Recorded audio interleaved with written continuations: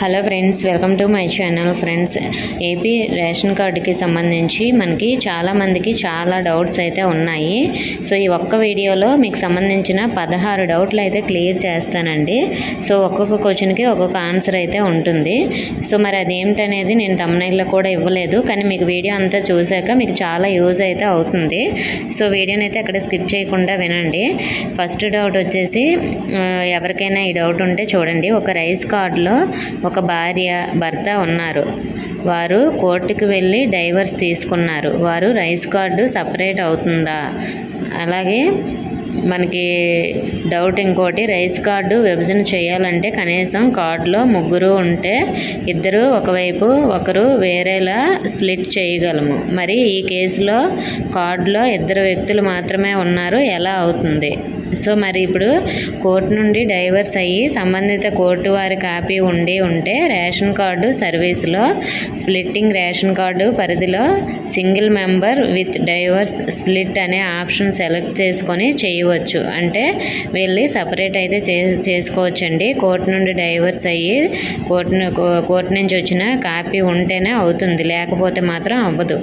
So next second doubt వచ్చేసి, ఒకే rice కార్డులో పెళ్ళైన 2 కుటుంబాలు ఉండి ఒకే హౌస్ హోల్డ్లో ఉంటే రైస్ కార్డు స్ప్లిట్టింగ్ చేయవచ్చా? లేదంటే సపరేట్గా హౌస్ హోల్డ్ ఉంటేనే రైస్ కార్డు స్ప్లిట్టింగ్ అప్లై చేయాలా అని చాలామందికి డౌట్ అయితే ఉంటుంది కదా. దీనికి ఆన్సర్ వచ్చేసి, ఒకటి ఆన్సర్, పెళ్ళయి 2 కుటుంబాలు ఉంటే స్ప్లిట్టింగ్ రేషన్ కార్డు సర్వీస్లో చేసుకోవచ్చు. 2, ప్రస్తుతం హౌస్ హోల్డ్ నుంచి స్ప్లిట్టింగ్ అనే ఆప్షన్ లేదు కాబట్టి మనకి హౌస్ హోల్డ్ నుంచి స్ప్లిట్ అయితేనే మనకి ఇలా అయితే అవుతుంది.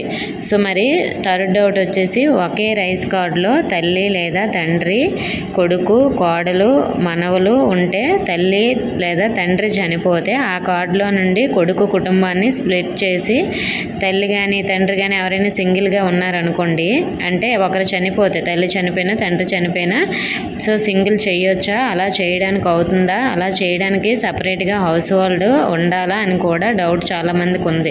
ఇలాంటి వాటికి ముందు హౌస్ హోల్డ్ సర్వే నందు స్ప్లిట్టింగ్ చేసి తర్వాత ration card splitting చేయవచ్చంట.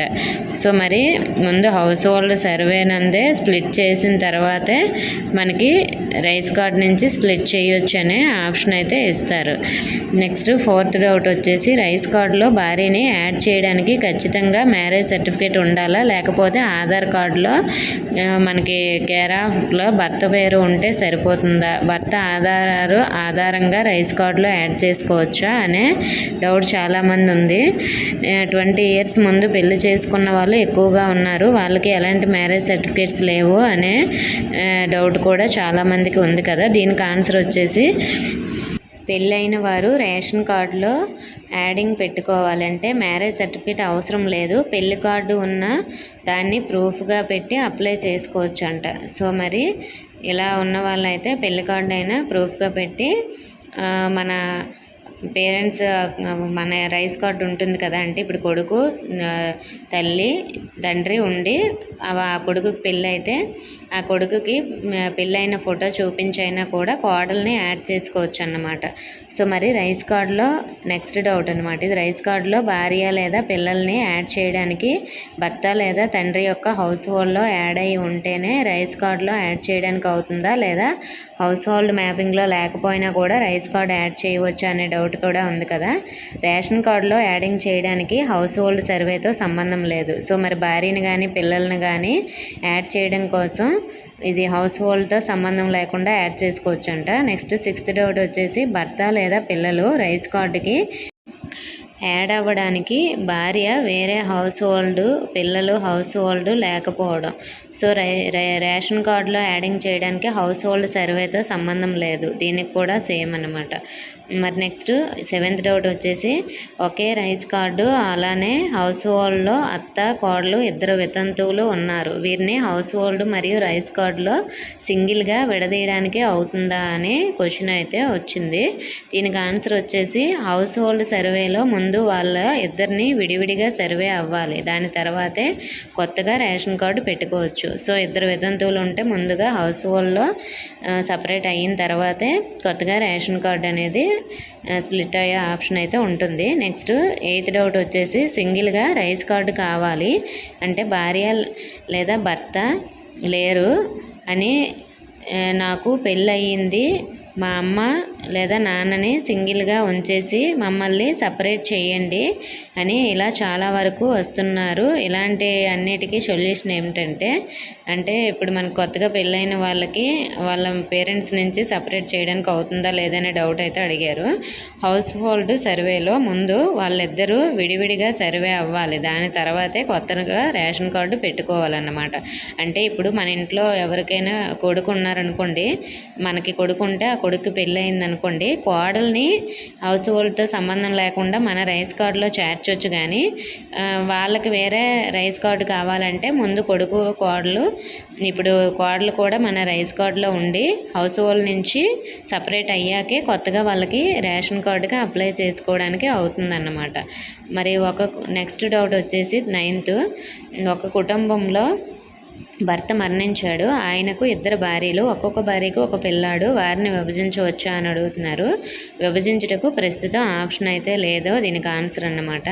Next 10th doubt వచ్చేసి, ఒక కుటుంబంలో తల్లి, కుమారుడు, కుమారుని భార్య, మనవరాలు ఉన్నారు, తల్లి గారికి సింగిల్ కార్డు ఇవ్వచ్చా అని అంటే, ఇలాంటి వాటికి ముందు హౌస్ హోల్డ్ సర్వే నందు స్ప్లిట్టింగ్ చేసి తర్వాత రేషన్ కార్డు స్ప్లిట్టింగ్ చేయవచ్చంట.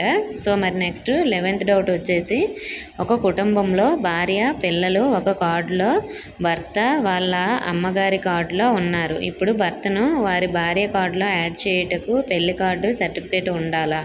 దీనికి ఆన్సర్ వచ్చేసి, మనకి పెళ్లి కార్డు ఉంటే సరిపోతుంది, సర్టిఫికేట్ ఉండవలసిన అవసరం లేదు. మరికొన్ని రోజులలో మ్యారేజ్ సర్టిఫికేట్ ఆప్షను తొలగిస్తుంది కూడా అంట.